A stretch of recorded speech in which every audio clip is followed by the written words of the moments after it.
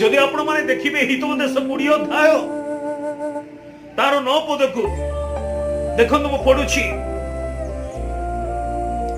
ଆପଣା ମନରେ ନିର୍ମଳ କରିଅଛୁ, ଆମ୍ଭେ ଆପଣା ମନ ନିର୍ମଳ କରିଅଛୁ, ଆମ୍ଭେ ଆପଣା ପାପରୁ ପରିଷ୍କୃତ ଅଟୁ, ଏହା କିଏ କହିପାରେ?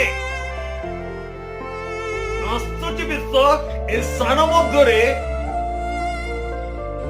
ହିତୋପଦେଶ 20 ଅଧ୍ୟାୟ 9 ପଦରେ ଲେଖା ଅଛି, ଆମ୍ଭେ ଆପଣା ମନ ନିର୍ମଳ କରିଅଛୁ।